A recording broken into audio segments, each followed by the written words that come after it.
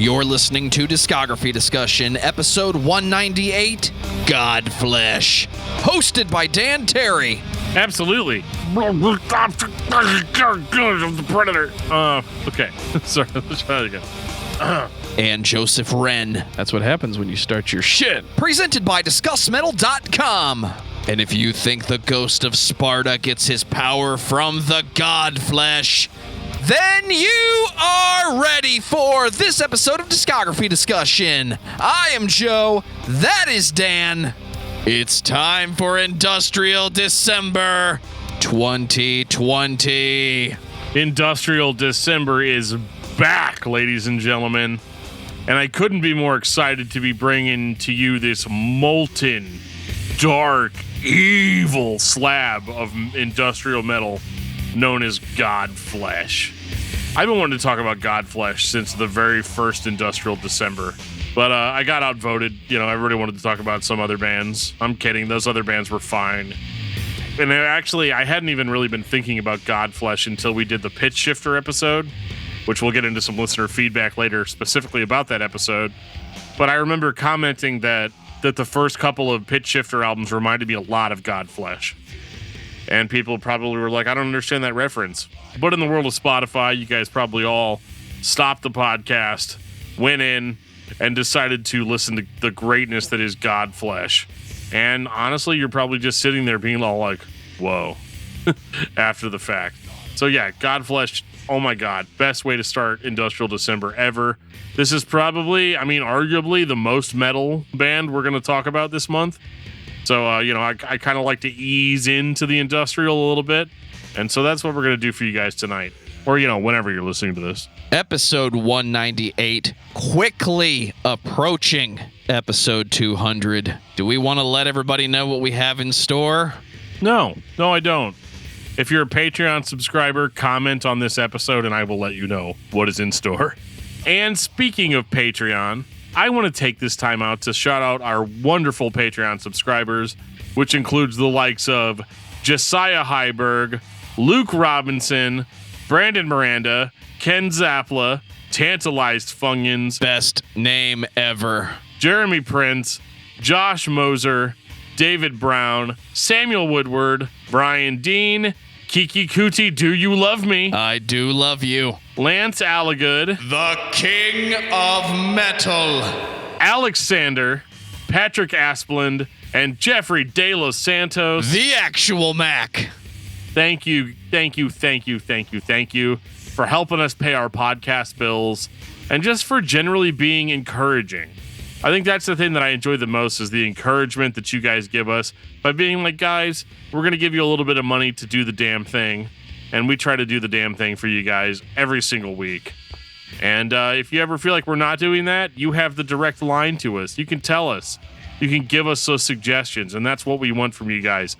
Suggestions. I did not expect when we started this podcast almost 4 years ago that we were going to have a community. But that is exactly what we have between the Facebook groups, Discord, Instagram, Patreon. We're constantly getting feedback. We're constantly getting band suggestions. We don't want it to stop. 2021 is going to be a big year, and I can't wait for it. You want to read some of this feedback?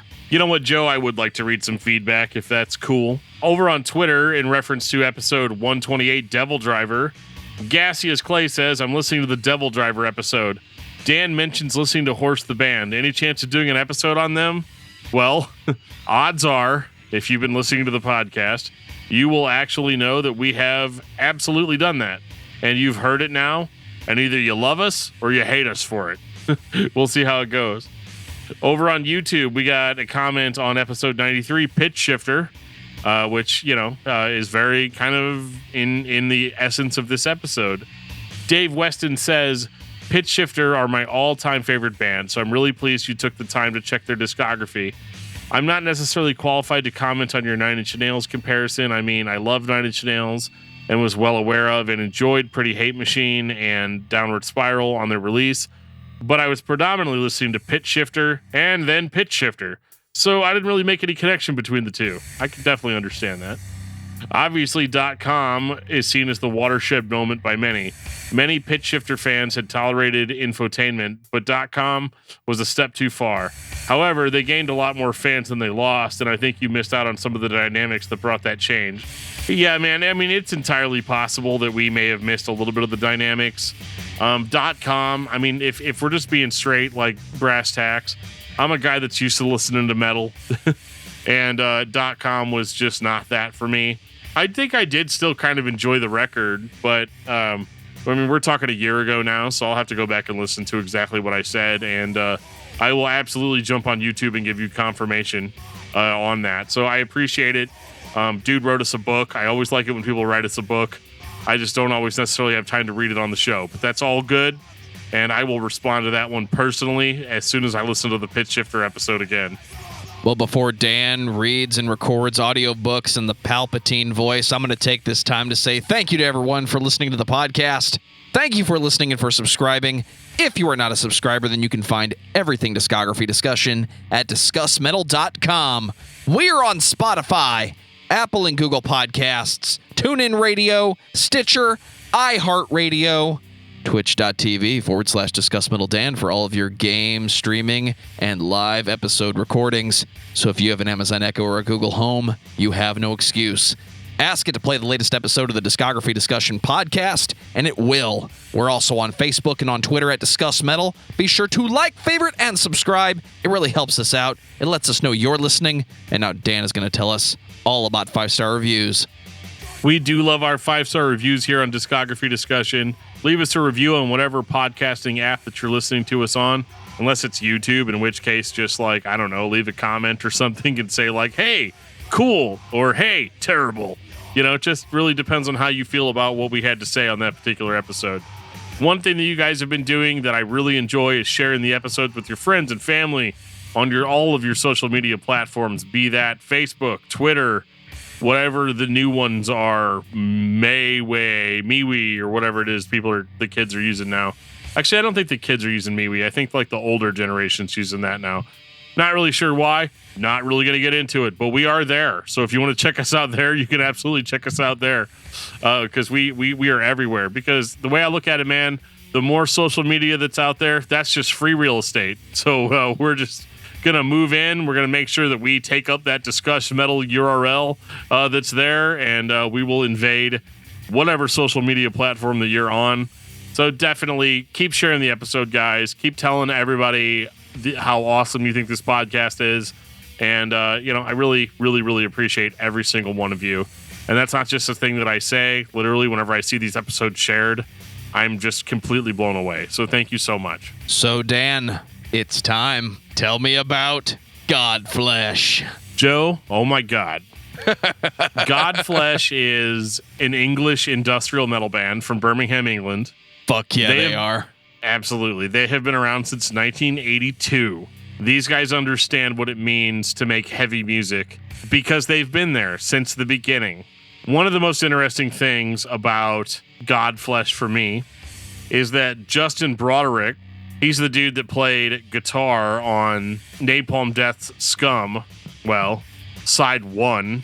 We kind of got into this earlier about how, side 1 of Scum by Napalm Death was played by one band, the original Napalm Death, and then side 2 was played by a bunch of new guys that would go on to kind of define grindcore as we know it, whatever.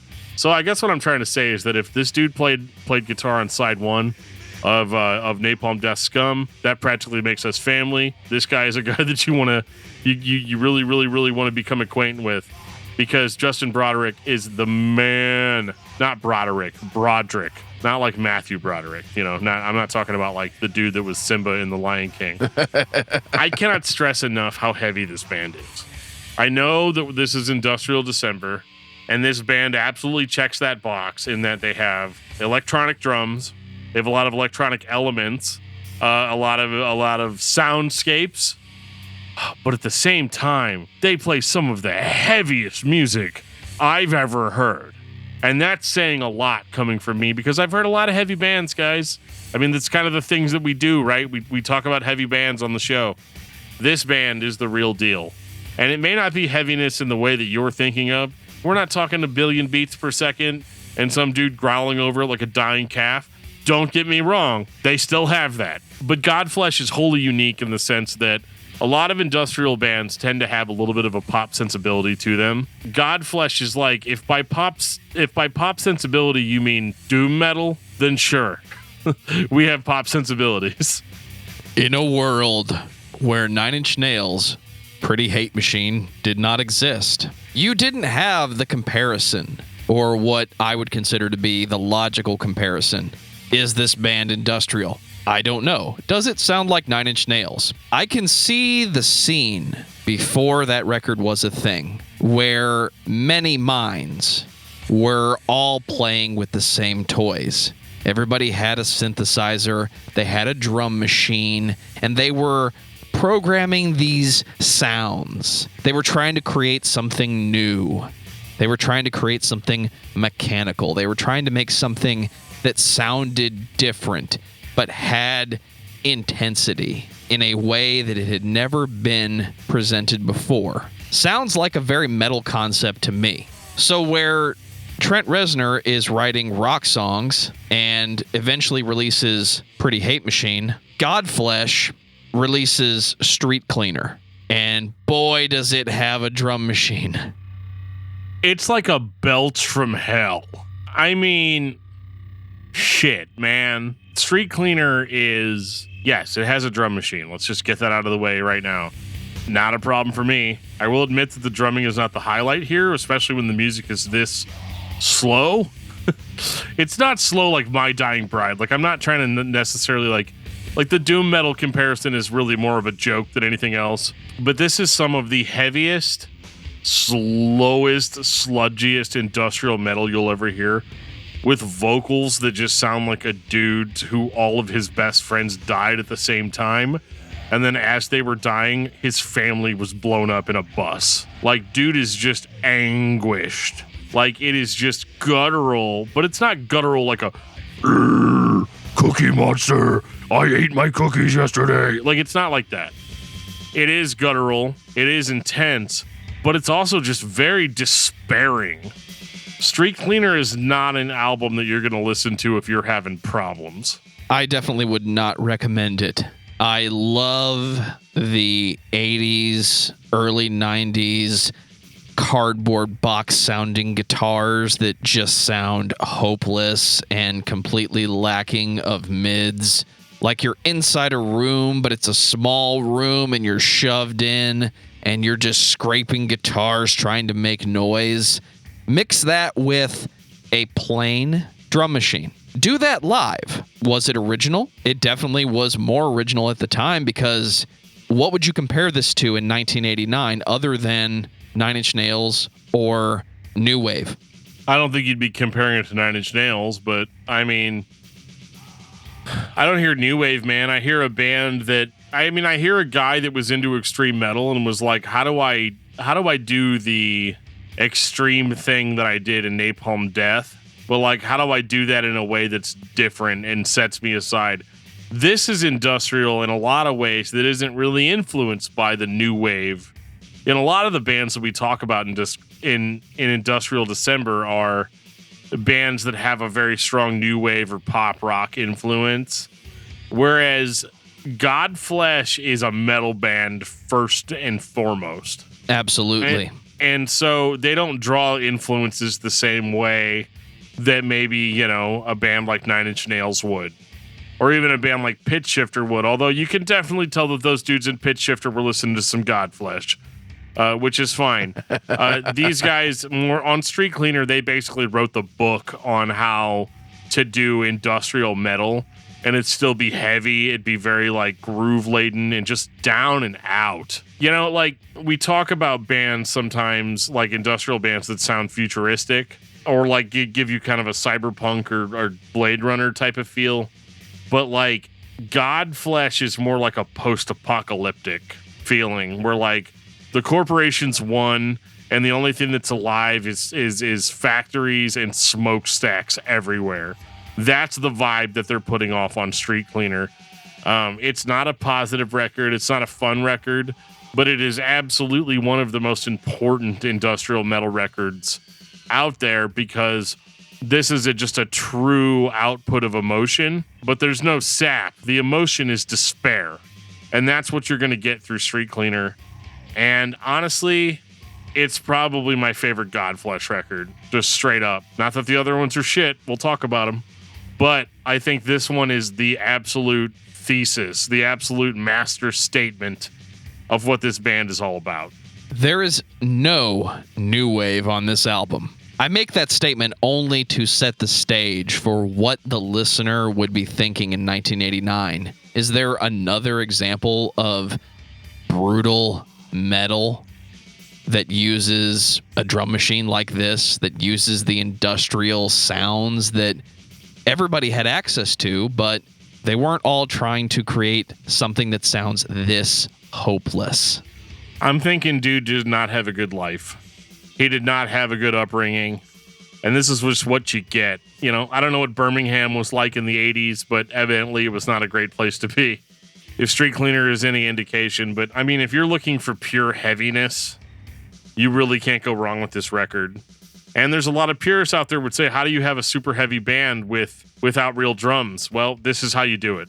Go listen to Streetcleaner by Godflesh. Play as heavy and dirgy and dissonant as you possibly can and just make the riff sound hopeless. Now add robots. This isn't Herbie Hancock talking about Rocket here. This is play the most depressing sounds you possibly can. I love the old drum machine sounds that sound like they were slowed down on purpose just to make them more hopeless. The record is amazing. It's a good template. I can see a lot of bands drawing influence from it. I don't think it's their best sounding record, but maybe it has some of their best songs or has the most appeal to go back to and say, you want to do it right? This is how you do it. How would you rank this up against A Circle of Dust? That's a hard comparison to make because Circle of Dust is more of like a thrash influenced band, whereas here you have more of almost like a doom influence. I mean, if I had to pick, I would say Godflesh is heavier. Circle of Dust is more interesting. But at the same time, Circle of Dust also doesn't have the deep emotional impact that this record has for me. When I'm feeling down, I listen to Streetcleaner. Don't do that, but I do it. This is a do as I say, not as I do type of situation. But yeah, how does it stack up to A Circle of Dust? Circle of Dust is certainly more fast metal, you know. But Streetcleaner is kind of a beast all on its own. I don't know how to answer that question if I'm being honest. Like it's just. I love both bands, obviously, but I like them for very different reasons. Circle of Dust, when I just want to be brutal, that's what I'm going to get into. And when I want to be super brutal in a different way, I listen to Godflesh, right? So like, it's hard. 1992, Pure. So Joe, we're actually going to get a different song called Mothra, one that is definitely not kept at the same pace, nor played by a real drummer. You cannot compare Mothra to Mothra versus the World. Let's play. Pure is the absolute necessary follow-up to Streetcleaner because it absolutely continues on in the same vein, except for the fact that like Streetcleaner might sound a little bit more dry. And don't get me wrong, for me that's a feature, not a bug. That Streetcleaner sounds dry. But Pure starts off more or less in the same vein as Streetcleaner. But as the record goes on, they start introducing more of like an atmospheric sound. The riffs are a little bit more interesting. There's a little bit more finesse to the songwriting on Pure. And so while it is absolutely an improvement to Streetcleaner, I still like Streetcleaner more because of how raw it is. Whereas they're kind of trying to make it a little bit more appealing here. So there is a little bit of kind of melodic stuff going on. So like Streetcleaner, it was like, let's just be straight dirge and let's be depressing and you're only going to feel it one way when you listen to it. Pure has a little bit of that, hey, check out this cool bass line I came up with.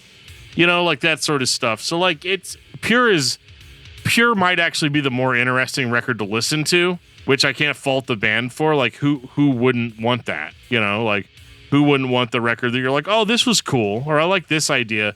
So, like, with Pure, I it has a special place in my heart because I feel like it is a very good progression from Streetcleaner, but Streetcleaner had just such a strong impact on me right out the gate that as much as I like this record, it sounds a little bit lighter, but just a little bit. This is still like the heaviest shit you've ever heard. In my head, this is what it sounds like when Dan goes off on his own, tries to create an industrial dirge of a record, and the best he can do is Streetcleaner, give that to Joe, and then I take it and say, well, we can make this sound better. And the whole time Dan is saying, no, it's not supposed to sound better. Why would you make it sound better? It sounds hopeless, and that's the point. And then you get Pure that has the same ideas, but is cosmetically more appealing. It's more clear what the ideas are here.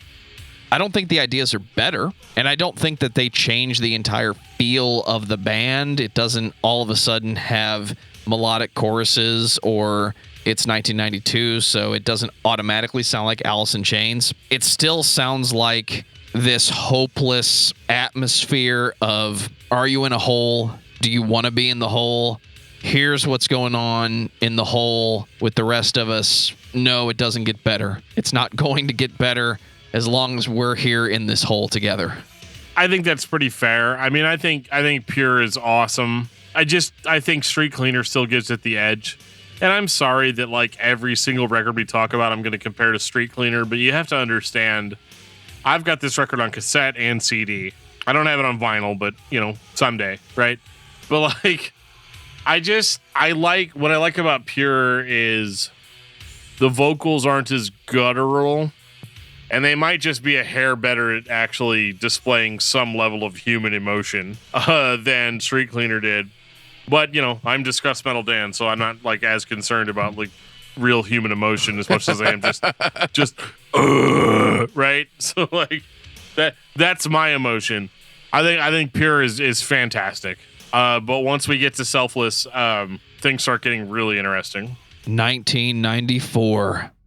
So with Selfless, what you have is a record label, in this case, Earache. They're like, okay, so metalheads like Godflesh. How do we get people that aren't metalheads to like Godflesh? Well, you failed to hire an actual drummer. You're still trying to make the drum machine work. And that's not going to work in 1994 if your name is not Trent Reznor. I hate to say it, but it's true. Mainstream appeal. That's what I'm talking about. I mean, I think it works. I think this absolutely fails at trying to capture a more mainstream audience because, like, you can't take dudes like Godflesh and be like, all right, guys, let's go a little bit more pop. And then they release, like, they release a track called Xenobis, right? And, like, or Zenobis, and they're like, yeah, that was super mainstream, right? We did like rock tracks or whatever, and it's like, no, guys, you fucked up. It's a 5-minute dirge. Like, well, why would you do that? And they're like, yeah, I mean, like, but at the end of the day, we're still Godflesh. Like we're trying here, and they're like, no, you can't. You can't release a 6-minute song like Imperial and expect mainstream audiences to like that. Like, did you guys even read the letter we sent you? Like, this doesn't make any sense, you know? Like, and they're like, no, it's cool. Like, we threw some clean vocals in. Like, I'm not as guttural with my delivery. Like, I think that like metalheads' girlfriends are gonna like this, and you're like, guys, this is not what we signed up for. And so like, but in all seriousness, like, this is absolutely the band trying to go in a more mainstream direction. But like, they're still fucking Godflesh, dude. And I think that's the whole thing. So like, yeah, the songs might kind of have a little bit more of a traditional song structure than we had before, but like, you're still using digital drums in 1994, mind you, and you're still tuned down to like A, or you're playing an 8-string guitar. I don't remember when dude brought out the 8-string guitar, but it definitely happens. So like, this is still an outrageously heavy record. And it's funny to me, and it's been a couple of episodes since I've called out the absolute douchebags that are on metalarchives.com that are talking about that are talking about this record, and they're like, this is the one they sold out on because there's clean vocals on it. Yeah, there's clean vocals on it, but like, this isn't like Slipknot or Linkin Park clean vocals. Like, this is like, the clean vocals are like ethereal and like super creepy and like fit with the overall mood of the record. And I think that 3 albums in, Godflesh is really starting to hit that stride of like, we're going to create a mood on the record, but we're going to mess with it a little bit. Like, obviously Streetcleaner creates a mood. Like, absolutely. From second 3, right? Like, you're like, okay, I know what this is going to be like. Selfless really kind of plays with that. There's a lot more variety on Selfless. And honestly, like, if Streetcleaner didn't exist, this would probably be my favorite Godflesh album, because it's probably the most listenable of their albums up to this point, while keeping in mind that this is still Godflesh. This is still one of the heaviest bands in the world, even though there's realistically only like 2 guys in the band, vocalist, guitar player, and bass player, right? And then, you know, some dude's like IBM laptop, right? So like, I get it. But like, I really, really liked the progression on this record. I liked that their emotional soundscapes are more dynamic than they have been in the past. I think this band just, they started with Streetcleaner, and then they're like, okay, how do we expand that? But they still keep it basically in the same spirit, and that's what I like the most about it. Dance music, this is not club music. As Joe said, this is not new wave. This is metal. This is slow, dirgy, in-your-face metal. And no matter how hard you try, you're not going to be able to mainstreamize that. They definitely tried on this album. I may be remembering the 90s wrong, but 1994, I'm pretty sure that's when Europop started to invade our radio and television and late-night commercials about compilations, about atmospheric music that comes from the other side of the planet. I could see someone who is trying to sell me Chumbawamba tell Godflesh that they should record a positive sounding record. And if they are as hopeless songwriters as you believe them to be, this might be the most positive thing they could have recorded, but it's still a 7-minute dirge. I like that the drum machine has not changed. The guitars are clearly mixed like it was 1994. You have these atmospheric sounding vocals on the top with reverb and delays. It's like somebody was trying to create a record that was not what this band does, and they were trying their absolute best to force it to be that way. I could see some of these songs, like Xenobus, getting edited down, nobody asked the band, of course, and played on the radio alongside the other atmospheric sounding songs that had drum machines that year. They could try. They wouldn't pull it off, because once you get to Bigot, you're back in Godflesh territory. And I'm not even trying to say that this band's only good at doing one thing, but I mean, the one thing is so good, though. You know, like, it scratches that itch for me. And yeah, they were trying to go more mainstream in this record. I don't think that they really succeeded in that, but I do think that there's a general sense of like, okay, if you're going to throw more money at us to do a record, we're willing to play ball, at least to a certain degree. And so when you get to Songs of Love and Hate, this is the ultimate expression of that. 1996. Songs of Love and Hate has a human drummer for the very first time in the history of the band. On a Godflesh record? How dare you? Blasphemy. Not in my house. Not in my house, absolutely. Dude, it's fine. I mean, is it blasphemous for me to be like, I kind of like the human element more on this record? Because, like, yeah, sure. This record is, for lack of a better term, all over the place. You get absolute Godflesh bangers, or what you would consider to be a banger from Godflesh, which is like, what, a 7-minute song that's super slow, but also like balls out heavy. So this record incorporates a little bit more of that, like, I don't want to say mainstream rock, because it's really not. Like, here's the thing. You could say it's more mainstream rock, but it's like still so heavy that like this is never going to get played on like, you know, mainstream rock shit. This is not going to get played on like, whatever, what is that satellite, right? Octane. Like, this is never going to get played on Octane. This is always going to get played on the metal station. This is my favorite record by the band. I could see that. because really with this record, this is where they throw all their influences at the wall, because they're like, well, we have a human drummer now, so like people are going to criticize us about that. And this is where I feel like the vocals go a little bit less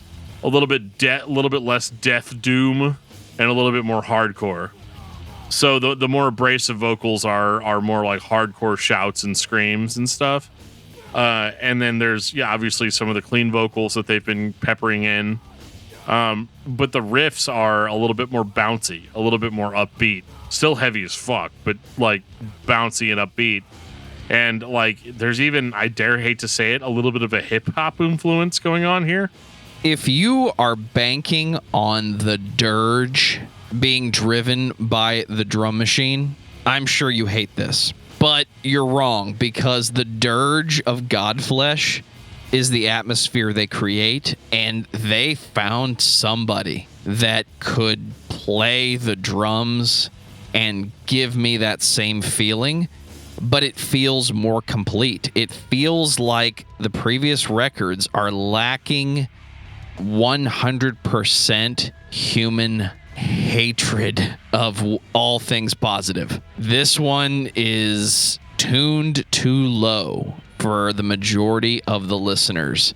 It's not in a key that anybody wants to hear. The vocals seem to be in a different room. It actually sounds like I'm listening to the band perform and they've set up the stage backwards. It sounds like I'm standing behind the band while they play and the sounds are going away from me. It creates a tunnel of hopelessness. I keep saying that word, but it keeps applying to the band. It sounds like you're falling and you haven't hit the bottom yet, and you're not going to hit the bottom. I think what's interesting about this record is some of the songs are positive. At least they start off that way. But what ends up happening is that positivity ends up getting thrown down a flight of steps by the end of almost every song that starts off positive. But I will say this. This is probably the first Godflesh album that's moshable. Like, you could go to a show and throw down to these tracks. Whereas every Godflesh record up to this point has been like, stand in the back, arms folded. Hey, man, that was a really sick set. It, like, really spoke to me. You know? Oh, thanks, Dan. We're glad you came to the show. Hopefully you feel just as bad as you did when you came in, because we are not here to lift you up. Absolutely not. And I think this is a really cool record. It's a little bit more of an experimental Godflesh album, but not nearly as experimental as Us and Them. We're doing this now. Oh, dude, we're in it. 1999, Us and Them. So we're back to an electronic drummer. Not really sure what went down there, but I think possibly the band just felt like, we're Godflesh, we're supposed to have electronic drums. Do you remember how I said that the last album had like kind of a hip hop influence? You definitely said that, and I did not agree. I agree now. And it's not so much a hip-hop influence as it is a DJ influence. And I'm talking late 90s DJs, the ones that bought the pack of loops and created the aggressive, over-the-top beats that are on every remix from that era. You know them, you love them. If you like the Crystal Method, you know what I'm talking about. The record flat out opens with that beat. I'm not the biggest fan of this record, because I can't help but feel like this is very much in the same vein as Songs of Love and Hate, but it's not as good. And I can't really put my finger on as to why. And when I say it's not as good, I still think it's a great album. Like, one of my favorite Godflesh songs is Bittersweet. So, like, that should say something, But I'm not as big of a fan of the mostly clean sung vocals. Not even that I think that his vocals are bad. It's just not what I'm looking for out of Godflesh. When you listen to Godflesh, what is it that you want to hear? Streetcleaner. Every time. What is it about Streetcleaner that is perfect? What is it about Streetcleaner that defines Godflesh? It's not how raw it is. It can't be that. I mean, it's partially that. I mean, obviously they're spending a little bit more money recording these records. And I actually do like the clean vocals that are on these records. I like that the riffs are interesting. Again, they're still super heavy. And it sounds like I'm trashing this album. This is not the part of the episode where I'm going to be all like, and this is where the band started to suck. Because I don't think that they do suck. I think they're great here. I think it's interesting what Godflesh thinks is mainstream music. Because this is not that at all. This Absolutely is not. This is so far removed from what you would consider to be mainstream music. But I can kind of see why they think that. Because they are going for more of like a more listenable sound. But they can't help it. Those riffs are still super heavy. They're still in your face. But they're a little bit more bouncy. They're a little bit more upbeat. And I love that about it. But like, I feel like this record just kind of experimented a little bit too much and isn't as cohesive as some of the other Godflesh material. Because like, sure, you can say Streetcleaner's not as good of a record because it only focuses on one sound. But I think if you make a profound sound, I think it's okay to kind of stick with that. Maybe not this many albums in. You know, like, I didn't come in with some unrealistic expectation that Godflesh was going to only sound like Streetcleaner the entire time. There's no way a band like that could sustain that sound. So, like, I get why they're branching out. Any self-respecting musician isn't going to just do the same thing over and over and over and over again. Looking at you, Slayer. But like, so I really enjoy some of the ideas on this record, but I think a lot of the ideas are very reminiscent of Songs in Love and Hate. So in that regard, I just think that they continued on in a style that maybe they weren't super comfortable with. When I listen to Godflesh, I am expecting a run-on sentence of unhappiness expressed through music. This is the first time, and yes, some of it is the choices in the drum machine department. It's also the late 90s, where every movie soundtrack that had even a slight hint of sci-fi had those songs by those artists. So I don't blame Godflesh for using beats in 1999 that sounded like 1999. It's just the first time that run-on sentence sounds like it's getting help from someone else. And even when they had a human drummer, it sounded more like Streetcleaner from the overall atmosphere, the overall sound of the record. This is the first time it really sounds like, and there's really no better way to say it, this is the first time it sounds like Godflesh remixed themselves. And that's not bad. It's just not what I'm looking for when I'm listening to this band. I totally agree. But if you wanted the band to ever kind of revert back to a sound, you got to check out Hymns, dude. 2001. We're going old school. Circa 1983, 4, 5, 6, 7, 8, and 9. Well, I think with Hymns, so this is the return of the human drummer. This record, you could almost say, is not even industrial metal, really. They've gone back to a very riff-based style. And you've got a human drummer, which, again, like I've said in the past, I think the results of that are great. But what you have is a more... the band describes it as a hard rock record. I don't know like what kind of crack they're smoking. This is still heavy as fuck metal. Like, it's very, very intense. Vocals are more hardcore, almost even like guttural, like almost like that Streetcleaner sound. I don't think Hymns is as good of a record as Streetcleaner, but this is the most listenable in the sense that you've got guitar, bass, and drums and vocals. It's a full band writing original songs while playing previous material. That's what it sounds like to me. Yeah, so it's not so much industrial, it's more of just like a traditional metal band at this point. That is trying to be as hopeless as possible. Oh my God, it's so hopeless. It's so dark. And like, if I'm being totally honest, I do think that this record definitely overstays its welcome. It's very long. And like, you know, for some people that's a good thing. And for me, it's a good thing depending on what day it is. But like, it really, really starts to grate on me after a while. Like, I love it. I love that it's dark and it's dingy and it's all the things that I love about Godflesh. Except it has a human drummer, so it's like a little bit more real. But at the end of the day, like, I feel like people will feel like this is a return to form record. And it's not really that, because if it was a return to form record, they would not have a human drummer, like, and there would still be electronic elements there. This is the least electronic. This is the least electronic Godflesh album, and I'm fine with it. Are you looking for those electronics when you listen to Godflesh, or is it just, this is what I remember the band sounding like, so I want it to sound this way? To be totally honest, I'm just here for the riffs. And this record has that. Like, if these guys ever sped up and went like old school death metal, like, I wouldn't be surprised at all. And that's what I like about them. I like that they have that restraint and that they really pour as much feeling and atmosphere into every song as they can. So, I mean, in that regard, this record is a success. I think it's a little bit long, but it's more the Godflesh that I want. If you think it's long, you should be listening to the special edition, because that's what I bought this week. Oh, God. Yeah, the special edition has a totally second disc. I mean, it's too much. It's too much, guys. Too much.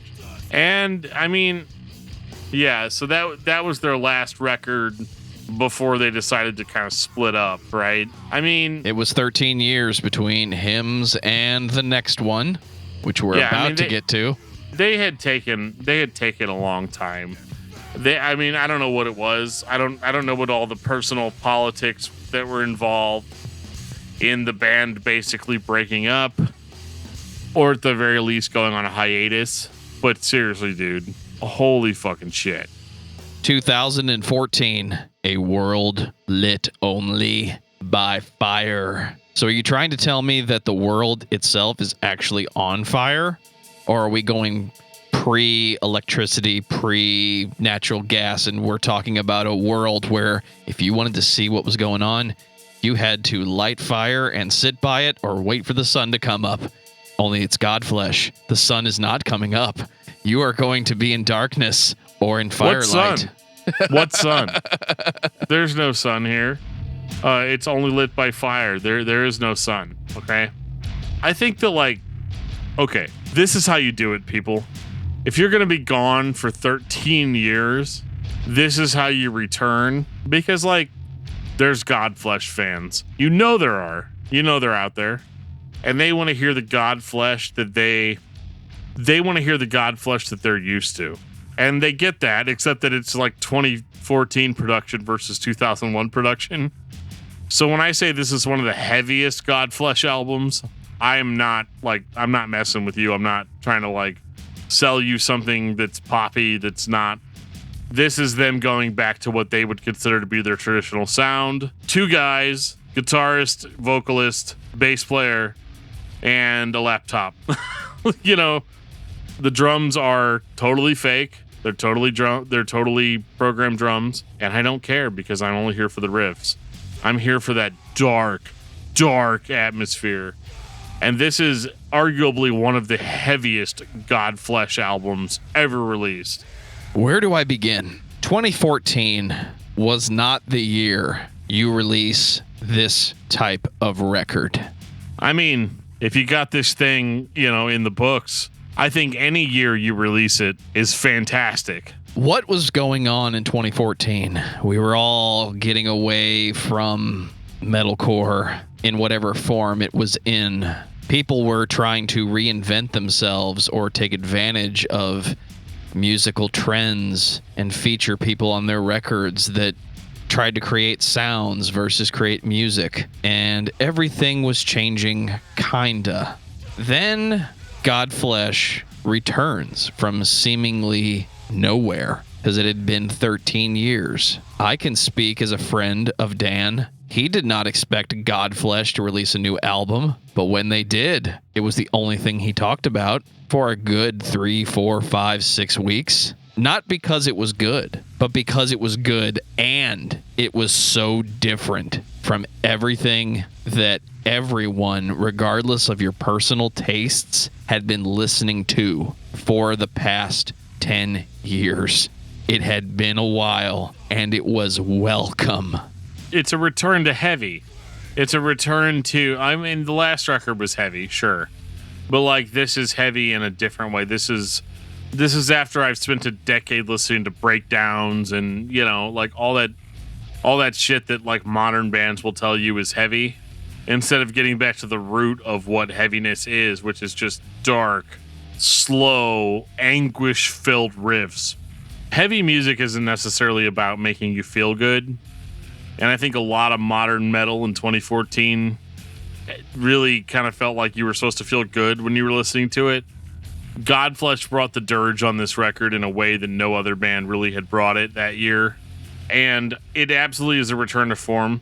Is it Streetcleaner Part 2? It kind of is that in a certain degree. It kind of is that, but it doesn't quite strike me the way Streetcleaner does, but I think that's mostly nostalgia talking.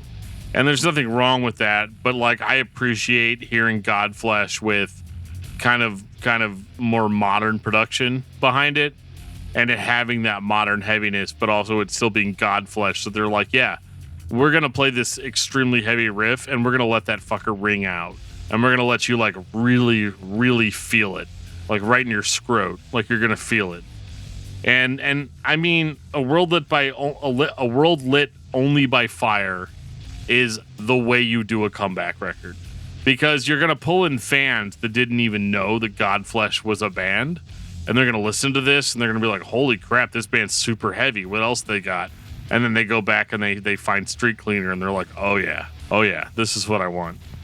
I listened to this record and I feel like the Emperor has condemned me not to die, but to walk around connected to a very large chain that itself may be just a little too heavy to walk around with comfortably. Maybe there's some weight on the end of it, just enough to make moving around a chore. And that's the rest of your life. You have to walk around dragging this chain. Still able to get from place to place, but it is a physical struggle to get there every single time. And when you think it lets up, it doesn't.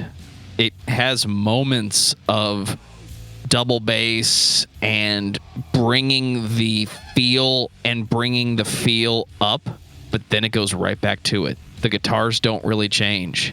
You're not supposed to feel good when you listen to Godflesh, and they remind everyone that is how it's supposed to be when you're listening to this band. I mean, it's a solid 9 out of 10 for me. I don't usually rate albums on this podcast, but it's a 9 out of 10. It's fantastic. 2017, Post Self. So here's the deal, guys. They gave us the Streetcleaner / pure / selfless sound on A World Lit Only by Fire. They did a really good job of condensing their first 3 albums into one for that record, for a comeback record, because it's like, if you're a fan of the early Godflesh, you're going to love this record. But then they put out Post Self, and it's more like songs of love and hate and us and them. They're going into the rehash of the epic sequel of what is Godflesh, but they still keep the guttural vocals in there, right? Because in 2017, guttural vocals are a little bit more acceptable in the mainstream rock and metal world. So you still have that heavy vocal, but you have a more atmospheric record, you have a more emotional record, a more melodic record. And I think it succeeds on all cylinders. And to be totally honest with you, I like it more than A World Lit by Fire. Because for whatever reason, whenever they were experimenting with all of these sounds back on those old records, I feel like they missed the mark in a couple of places.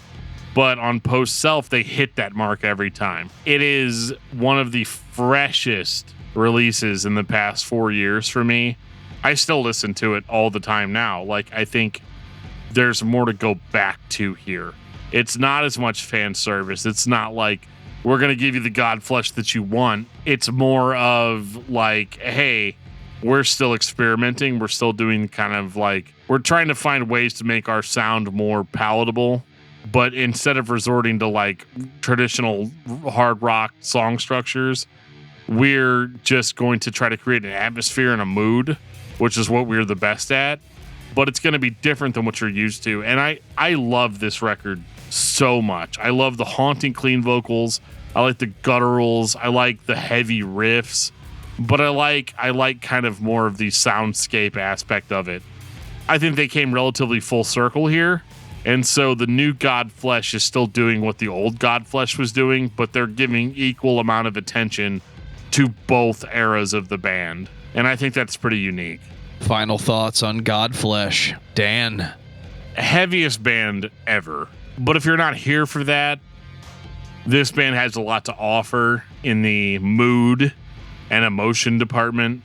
And so I think that you're doing yourself a huge disservice if you're not listening to Godflesh. They're one of the best bands that you've probably never heard. So check them out. I think Godflesh is a band that latched on to a formula of discomfort very early on. And while they deviated from that along the way, they never really let go of that intention, that original mindset. We talk a lot about bands that are the heaviest, the most intense, the most atmospheric, the most metal. If I told you right now to create a sound that did not sound okay, Godflesh would win the contest. They might not be the most technically sound band in the world. They might not be the most complex. They might not be the most original. But however they have chosen to put their music together, they are the only band that effectively sounds like you're not having a good time. So if you are a fan of the heaviest band you've never heard in your life, you need to be listening to Godflesh, because it's not what you're expecting, and you are not going to be comfortable with the result. Dan, what's your album of the week? I mean, shit, man. My album of the week, it's Street Cleaner by Godflesh. Honestly. I expected nothing else, except for Zayo. I'm always expecting the answer to be Zayo. Sometimes it's Zayo, but not this week.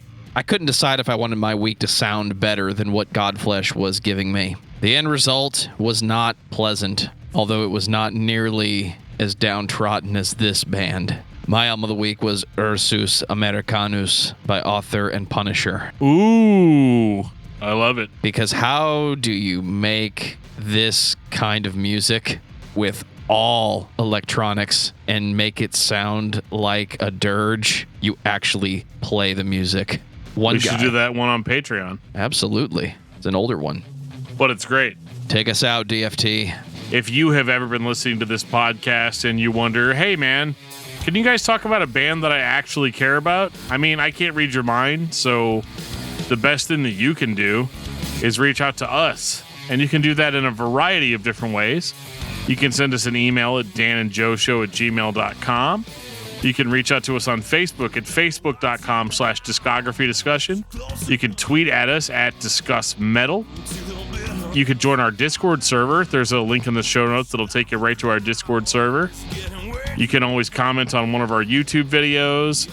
You can join us on Patreon, where you can send us suggestions 24/7 at patreon.com/discography discussion.